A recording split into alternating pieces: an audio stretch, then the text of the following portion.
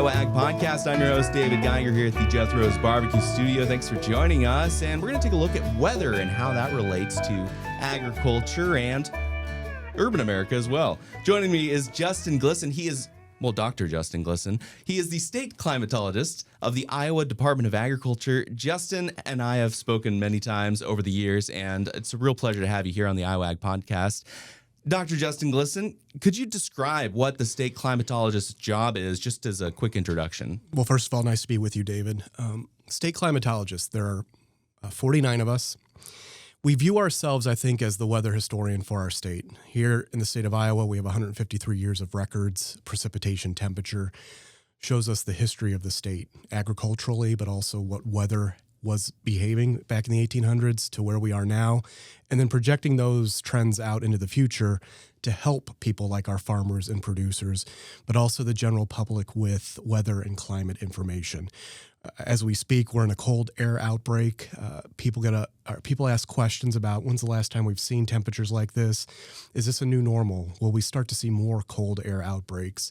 How is this impactful during the wintertime for agriculture? Are there any impacts? Can we see drought improvement or degradation with the precipitation we get in winter? So basically, you look at my day, no one day is the same as the previous day. I do a lot of litigation, observation, certifying for slip fall cases, car accidents, also work with our pesticide bureau on drift cases, and then do a lot of speaking, particularly in winter with winter meetings, looking at the seasonal outlook. So providing scientific information to our sectoral stakeholders. The legislature is currently in session. I speak with them often.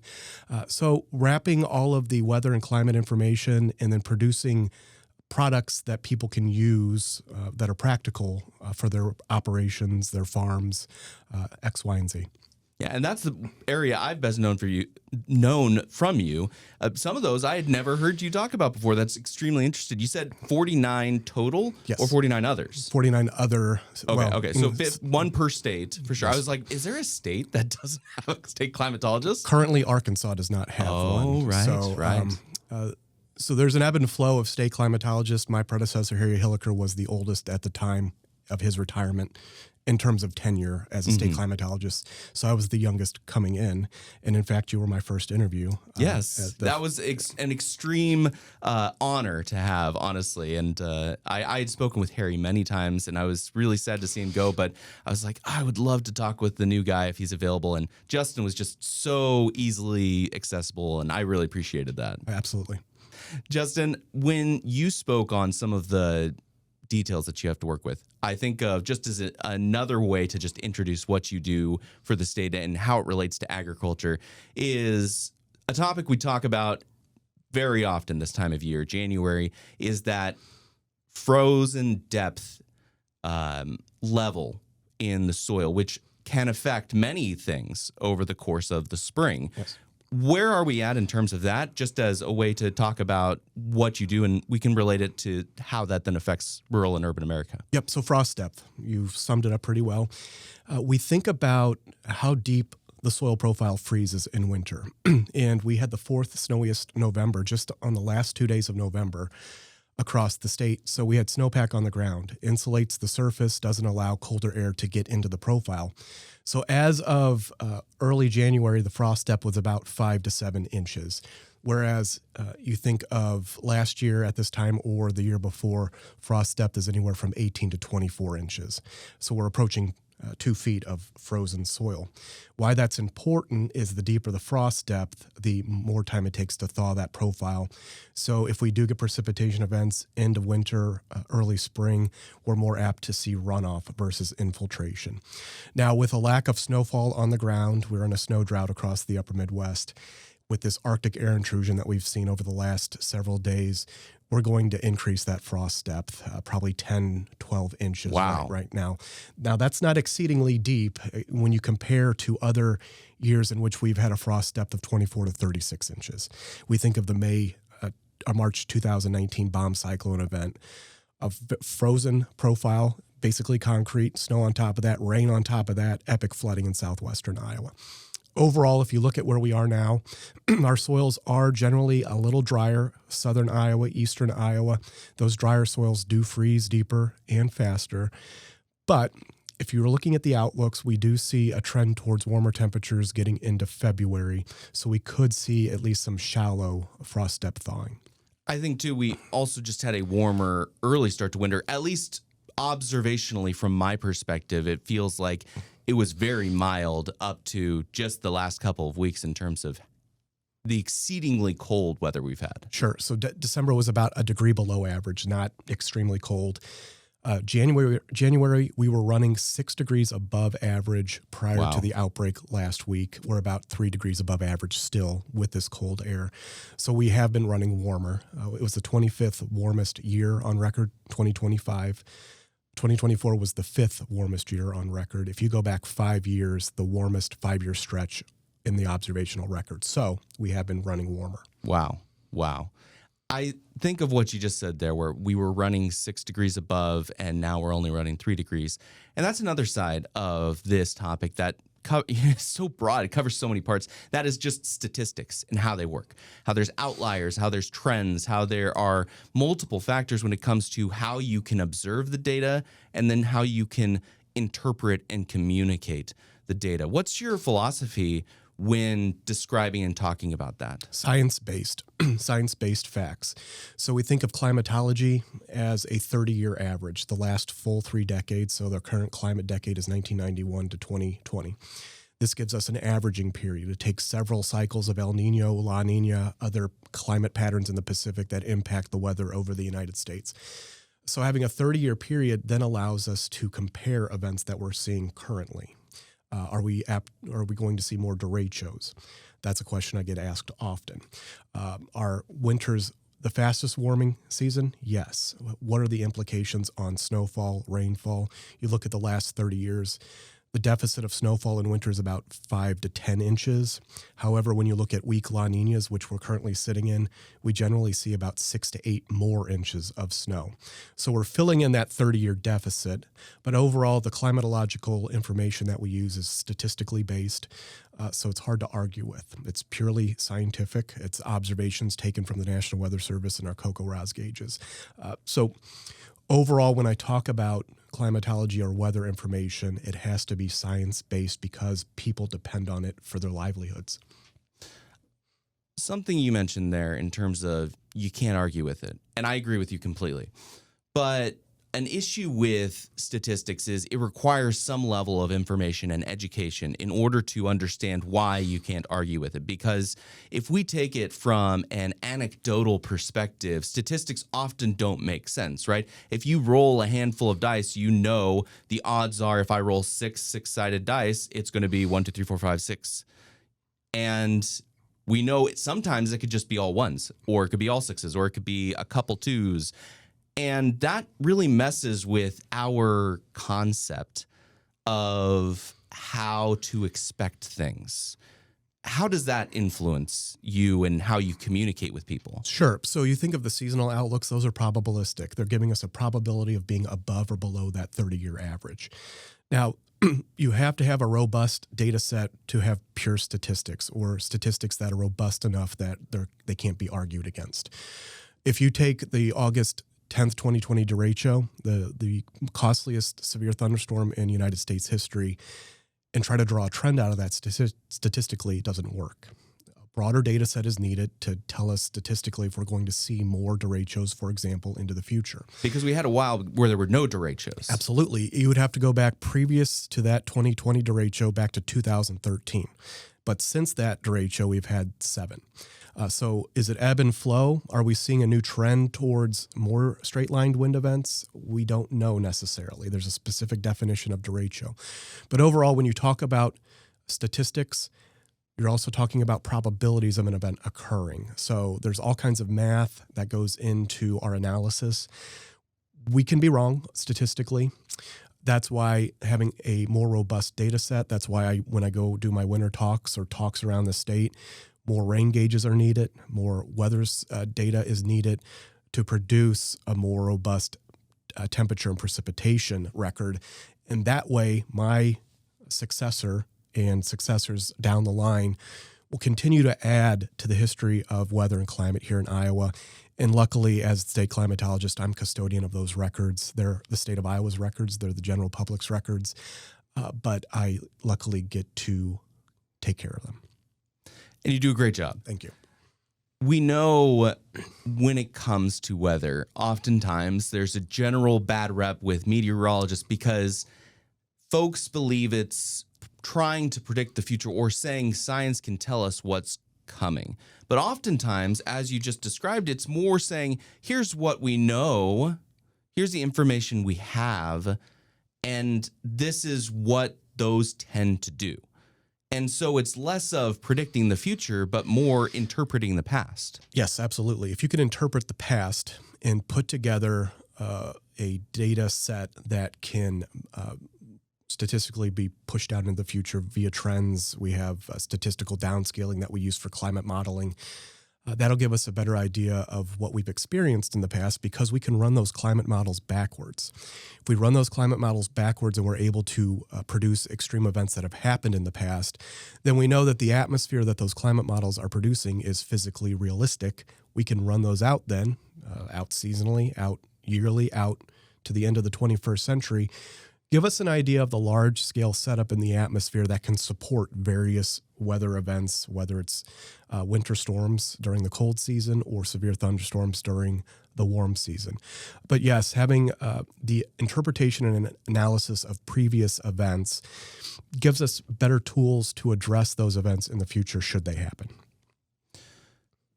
I think it's important to bring this up as your specialty is the weather and meteorology. Because when you compare it to agriculture, there are a lot of similarities. There's just a general, perhaps misunderstanding or a lack of communication of how things work and why they work the way they do. And when you combine them, there are even conflicts in between the two in terms of how much rain land can expect to get, what soil moisture profiles can be, what level of heat units per day we get during the summer, and how that affects everything thereafter. When you are talking to the folks in the farm community and the folks, at the Capitol, how do you differentiate the way you speak with them, or do you? Is it the same to everybody? Talk with them, don't talk at them. That's my modus operandi. We have a lot of data, we have a lot of facts, but depends on the production. It depends on your soil type. It depends on your farming methods. I provide the information and the data to policymakers. Hopefully, we get good policies out of it. We talk about the Iowa Drought Plan. 2020 through 2024, the longest drought since the 1950s. Record yields in 2021 and 2022. So the science has really kept up with our hybridization of seeds, for example, to combat drought and wetness. Now, if the trends hold true, we're going to see drought and wetness into the future, and it's going to be more persistent and perhaps more pervasive. So when I'm talking with and not at farmers, I want to know what their production is based on. I want to know what tools they use, what they've been successful with, what they haven't been successful with. Climate services is the production of data to produce better results for the sectors. In Iowa, it's agriculture. So being in the Department of Agriculture, I learn something every day about our farmers, how resistant and resilient they are in terms of the weather extremes. But I also get a lot of great questions from them. Also a lot of good feedback when we talk about the U.S. Drought Monitor depiction. If that map is not reflective of the on-the-ground conditions, the state and federal programs that rely on it and the monies that come out of that aren't going to be helpful for those farmers. So eliciting feedback from our farmers and legislators and general public is one of the perks of my job because I get to talk with a lot of people. Trying to take it from a human perspective and just you as a person, right? I can also imagine that there would be a lot of pressure in a position like this. You're dealing with many developments that could destroy someone's livelihood or homes or even lives.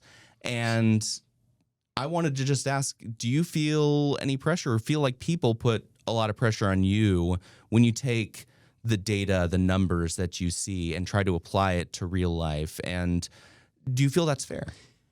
I have a thick skin. As a meteorologist, you have to have a thick skin, particularly on TV. Now, I do some TV interviews. What I take personally is the impacts that happen to people. And as meteorologists, we're trained not to take things personal, but weather impacts everybody. And when you think of like the Greenfield EF4 and the loss of life there, any loss of life is devastating. That's why we exist, for the protection of life and property. National Weather Service, climate services, anything that we can do to alert the public to impending disaster. 40 minutes of lead time for the Greenfield tornado saved hundreds of lives potentially. So don't take it personal. Of course, you're going to get calls. You're going to get mail. I get, a few ever so often here and there. I'm buttressed by the amount of positive feedback that I get in terms of the things that I put out, but also in general, the collaboration that we have with local, state, and federal partners in the climate services, whether it's the USDA Climate Hub up in Ames, the Midwestern Regional Climate Center, our National Weather Service offices. So we're a team, and much like insurance, the bigger the pool, the easier it is. Being a one-person shop, leveraging the collaborations I have with my partners makes my job ideal, and I can't imagine having a better job. Well, I want to know, I want you to know that I have very appreciated you and the way you communicate over the last 10 years. So I want to make sure I say that because I want to do kind of the tougher questions back to back, because there's another side to weather, specifically how it impacts agriculture, that is difficult to contend with because it gets political. Now, I don't want to talk about specifically political things here, but we know that there are issues that people don't agree on, like climate change is a big one, how water flows and potentially adds nitrogen into water supplies are two that just are very difficult to talk about because people have very strong thoughts on them. How do you approach that as someone who is here to be an objective speaker for the people of Iowa? Again, science-based information. So, of course, our climate models, they can project out several years, several decades into the 21st century. We can use that as large-scale guidance on what potentially we can see in terms of extreme weather events. What we can say for certain is we're going to see extreme weather in the future, and potentially it could be more pervasive across the upper Midwest. We also know that we're seeing 40% of our precipitation on 10 days a year, okay? So we're really front-loading the amount of precipitation within a smaller window. So my responsibility and the responsibility of other state climatologists and atmospheric scientists is to produce products and then give this information to our farmers so that they're better prepared for these extremes. Now, of course, you can push back on climate change. You've got a lot of people out there that put sexy headlines out for clicks. My background at Iowa State was building climate models, and they do a really good job. Now, we talk about flush events that we just saw in January because of a warm and dry fall, and then a wet end of December, or wet December, I should say. We're going to see those in the future. That's just, it's built into the environment. What we can do is help mitigate these impacts, whether it be saturated buffers that we talk about at the department, no-till, cover crop practices that increase soil health, they increase carbon sequestration, but they also enhance the water holding capacity of the soil profile. So when we do get into more persistent droughts, which we project out into the future, the soils are able to hold onto that moisture for a longer period of time. So to wrap that up into a nice package and put a bow on top of it, when we talk about changes in the climate system, we are seeing those impacts. More straight-line wind events, more hail events. We had the emergence of southern rust, something we haven't seen in the Corn Belt because of anomalous flow off of the Gulf in July, the second wettest July on record. I think I heard 5 or 6 different events coincided at the same time to bring what happened about. Yep. So it's a black swan event, but when those events do occur, those ingredients come together. And we've seen that more often. We talked about the August 10th derecho event. We talk about the December 15th, 2021 tornado outbreak, another serial derecho across the state, 63 tornadoes. So what we are seeing in the trends and what the climate models have showed us in previous decades is an increase in instability in the atmosphere, more thunderstorm activity in winter. Those are the types of trends that we track based on scientific information. Again, scientific information is what we use on a daily basis to get this information out to various sectors. I like how you described it as wrapping it all up, putting a tight little bow, because I could easily talk to you for an hour. I have dozens and dozens of forever questions. I often approach these interviews where I don't have any prepared questions that happened today. And so I'm like, oh, I wonder what that's like.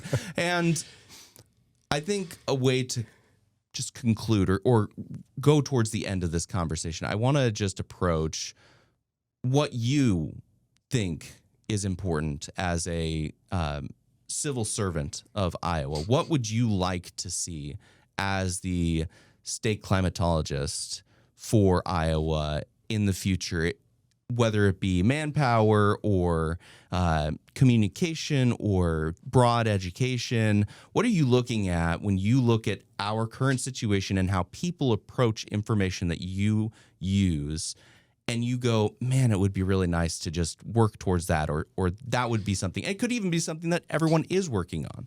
I think the Iowa Drought Plan is a good distillation of what state agencies can do. This was a collaboration from the Department of Natural Resources, the Department of Agriculture, Department of Homeland Security and Emergency Management. We wrote this over 15 months. We wrote it to have a single basis, a matrix in which communication across state agencies would be more effective in terms of a pervasive drought when we could see crop losses like we did in 2012. So if I had a wish list for what we could do better across the state, is trust our scientists, trust our National Weather Service forecasters. They're there to protect life and property. They're not there to be rich. They're not there to be famous. They love their jobs. There's a lot of pushback in this current climate. We're here to help. We're here to produce the best information based on the best data that we have right now. Now, in terms of looking out at future projections, you can take that with a grain of salt if you like, but what we're trying to do is prepare people for extreme events in the future because we want them to be productive. We want them. Mental health is a huge issue with farmers across the state, and I think about this daily, and I speak with farmers daily that have, they stress out about things that are beyond their control. We have been talking for 25 years about the potential for a dust bowl in 2025. Never happened. We had a mud bowl, a very wet, sixth wettest summer on record. So providing the best information, communication amongst groups that may not always agree with each other. We're here for the common good of the state. And as an employee of the state of Iowa, I take my role seriously, and I know that taxpayers fund us. So that's where I see, and I still get goosebumps when I drive to the Capitol each day because of the people I serve and the state that I serve. So just give us a little grace when we talk about things that you don't necessarily agree with. You can push back, and I'm happy to provide information that might be a little more informative. And one other thing that I have on my wish list is a broad-scale soil moisture monitoring network for the state. There we go. Yeah. Which will have impacts on drought and wetness in the future. Dr. Justin Glisan is the state climatologist for Iowa with the Iowa Department of Agriculture. Thank you so much for joining us. It truly is always a pleasure talking to you. Now, one of my favorite interviews. Thanks, David. Again, I'm your host, David Geiger, here at the Jethro's Barbecue Studio. This is the Iowa Ag Podcast. Thank you so much for joining us again, and I'll see you again next week.